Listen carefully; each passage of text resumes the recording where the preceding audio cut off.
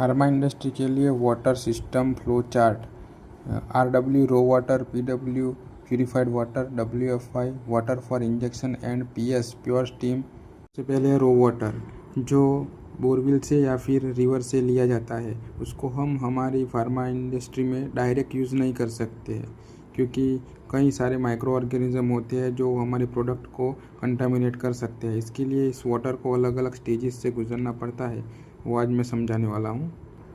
रो water में से pre treatment water बनता है, उसमें जो डस्ट होती है या फिर सैंड होती है वो सब रिमूव हो जाती है, क्योंकि उसके अंदर 3 टाइप के फ़िल्टर लगे होते हैं।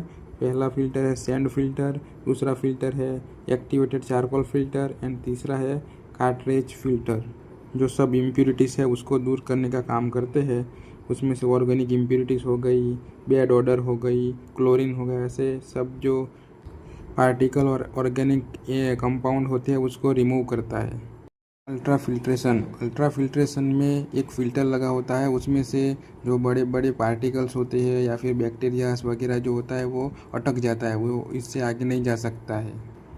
उसके बाद आता है CSRO, chemical sanitised reverse osmosis. उसमें NaOH और एंटीस्केलेंट और SMBS, सोडियम मेटा बाइसल्फेट जैसे केमिकल्स का डोजिंग किया जाता है।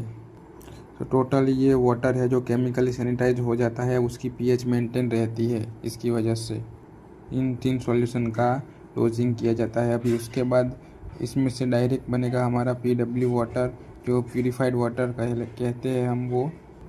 उसको प्यूरिफाइड वाटर की टैंक में स्टोर किया जाता है और उसके बाद जो डिस्ट्रीब्यूशन लूप है, अलग अलग जो फार्मा इंडस्ट्री में डिस्ट्रीब्यूशन लूप दिए गए हैं, उधर उधर सैम्पलिंग पॉइंट पे वो सैम्पलिंग लेने के लिए उधर भेज दिया जाता है पानी को।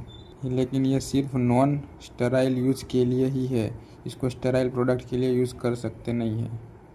दूसरी साइड देखें तो CSRO में से केमिकली सैनिटाइज रिवर्स ऑस्मोसिस में से ड्रिंकिंग वाटर बनाया जाता है, जो ड्रिंकिंग पॉइंट्स जहाँ पर है पानी पीने का उधर से हम यूज़ कर सकते हैं, और यूटिलिटीज़ या फिर कैंटीन एरिया में इस वाटर को बेच दिया जाता है दूसरी तरफ। और अब आगे बात करते हैं तो WFI में वाटर फॉर इंजेक्शन, इसको 80 to 85 डिग्री तक गर्म किया जाता है और उसको स्टोरेज टैंक में स्टोर किया जाता है। उसके बाद WFI डिस्ट्रीब्यूशन लूप कि जहाँ जहाँ पर पॉइंट दिया है उसके वहाँ पर इस पानी को भेज दिया जाता है। उसके बाद यूजर पॉइंट्स, इंजेक्टेबल्स सिर्फ जो स्टेराइल प्रोडक्ट्स है वहीं पर ही इसको यूज़ कर सकते हैं।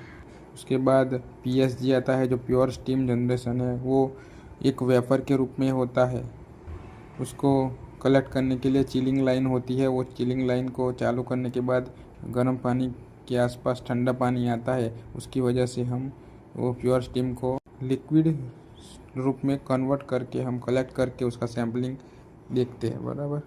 SIP में स्टेरिलाइजेशन होता है, स्टेरिलाइजेशन इन प्लेस, जो प्रोडक्शन एरिया में होता है, वेसल्स हो गई या फिर इक्विपमेंट हो गई, उसका SIP साइकिल चलाते हैं तब इसका यूज़ किया जाता है। ये रहा पूरा फ्लो चार्ट, ये इसके फुल फॉर्म है सबके।